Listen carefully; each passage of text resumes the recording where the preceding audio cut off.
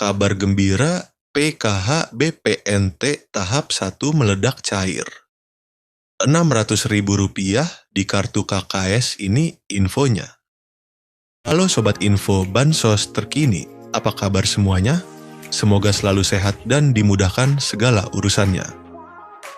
Kembali lagi di channel ini, tempatnya kita berbagi informasi terbaru dan terpercaya seputar bantuan sosial dari pemerintah. Nah, di video kali ini saya akan menyampaikan kabar gembira. Karena tepat hari ini, Februari 2026, ada banyak sekali bantuan sosial yang cair untuk masyarakat penerima manfaat. Jadi, silakan disimak baik-baik, jangan sampai ketinggalan informasinya. Pertama, Program Keluarga Harapan PKH. PKH kembali dicairkan untuk berbagai kategori. Mulai dari ibu hamil, balita usia 0 sampai 6 tahun, lansia di atas 60 tahun, penyandang disabilitas berat, hingga anak-anak sekolah dari tingkat SD, SMP, sampai SMA. Nominal bantuannya tentu berbeda-beda sesuai dengan komponen masing-masing keluarga.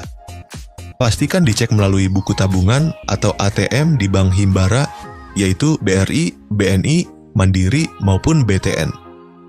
Kedua, bantuan pangan non-tunai, BPNT, atau kartu sembako. Untuk penerima BPNT, saldo sudah mulai masuk dan bisa dibelanjakan melalui e-warung atau agen yang sudah ditunjuk. Bantuan ini biasanya berupa saldo senilai Rp200.000 setiap bulan untuk memenuhi kebutuhan pangan pokok seperti beras, telur, dan bahan pokok lainnya. Ketiga, bantuan langsung, tunai dana desa. Beberapa desa sudah menyalurkan BLT-DD tahap bulan Februari. Jadi bagi keluarga penerima manfaat di tingkat desa, segera konfirmasi ke kantor desa atau cek informasi dari perangkat desa setempat. BLT ini diberikan untuk membantu meringankan kebutuhan hidup sehari-hari, terutama bagi keluarga yang masuk kategori miskin dan rentan. Keempat, bansos pangan beras 10 kg. Selain bantuan tunai, ada juga bansos beras 10 kg dan minyak 2 liter yang disalurkan melalui Bulog. Beberapa wilayah sudah menerima distribusi langsung, baik diambil melalui kantor desa, kantor kelurahan, atau diantar ke rumah masing-masing penerima. Nah, sobat semua, itu tadi beberapa bantuan sosial yang cair di bulan Februari 2026 ini. Jangan lupa untuk selalu mengecek status bantuan melalui aplikasi Cek Bansos Kemensos, atau langsung menanyakan ke pihak desa dan kelurahan, agar tidak ketinggalan informasi. 7 bansos yang berlanjut di 2026, pemerintah memastikan bahwa bantuan yang bersifat fundamental dan struktural akan tetap berjalan. Ini adalah jaring pengaman utama bagi masyarakat rentan. Program bantuan yang akan cair di 2026 diantaranya itu yang pertama, Program Keluarga Harapan PKH.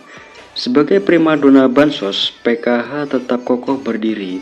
Bantuan ini menyasar komponen vital keluarga, ibu hamil, balita, anak sekolah SD sampai SMA, lansia, dan penyandang disabilitas berat. Mekanisme penyalurannya diprediksi tidak berubah, yakni cair bertahap 4 kali setahun. Yang kedua yaitu BPNT atau sembako, atau yang bisa disebut bantuan pangan non-tunai. Kebutuhan pangan tetap menjadi prioritas nomor 1. Meski ada wacana transformasi ke direct cash, transfer uang digital untuk efisiensi program ini dipastikan aman, yaitu dalam artian program BPNT masih terus berlanjut di 2026. Yang ketiga yaitu bantuan PIP, Program Indonesia Pintar. Komitmen mencerdaskan bangsa tidak surut. Anak-anak dari keluarga prasejahtera tetap dijamin akses pendidikannya melalui bantuan tunai PIP. Jadi PIP di 2026 akan tetap berlanjut. Yang keempat yaitu PBI JKN atau Kartu Indonesia Sehat gratis dari pemerintah. Kesehatan adalah hak dasar. Subsidi iuran BPJS Kesehatan bagi 40% penduduk termiskin tetap ditanggung penuh oleh negara. Bantuan beras 10 kg.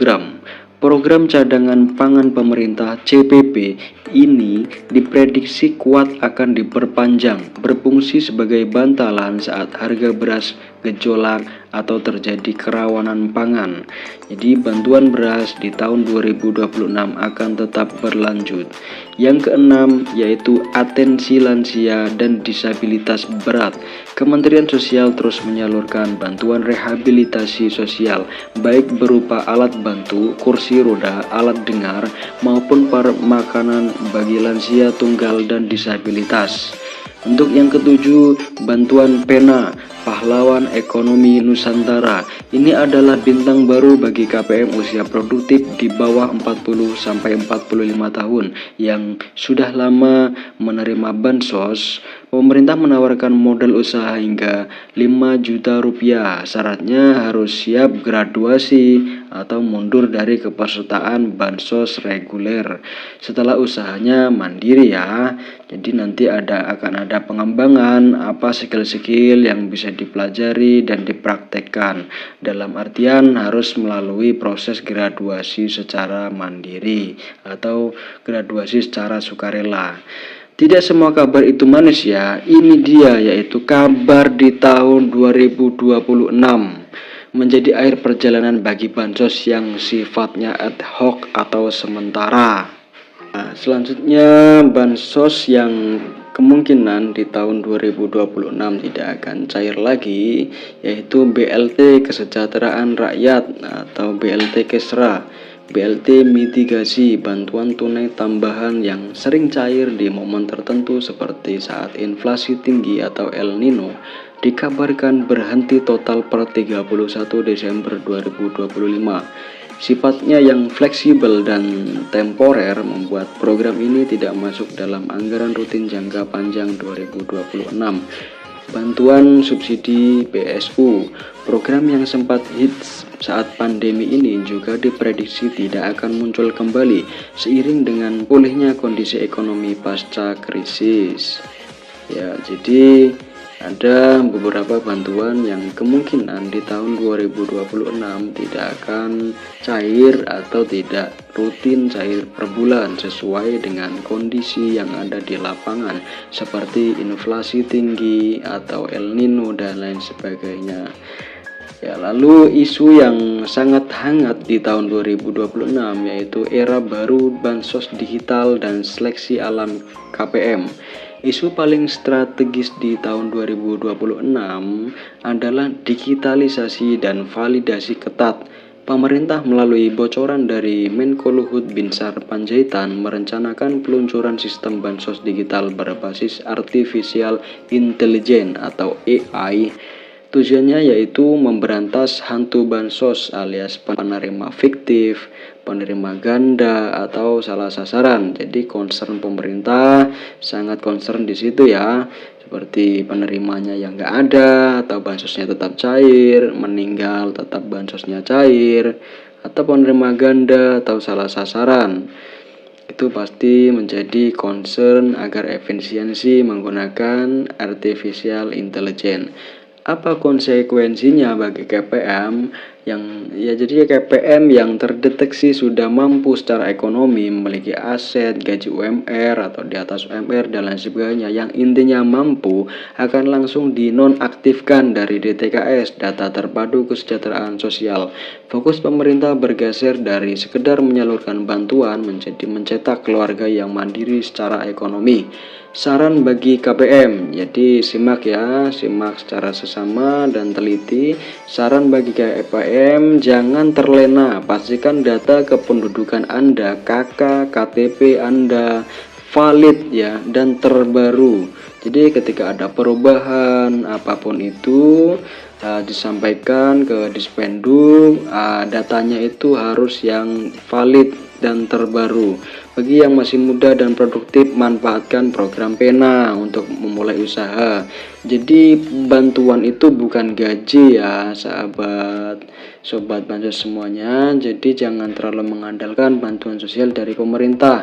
Gunakanlah bantuan sosial itu untuk produktivitas Anda, membantu ekonomi Anda, membantu usaha Anda agar Anda berkembang dan usaha Anda juga berkembang, dan nantinya ekonomi Anda juga berkembang dan stabil.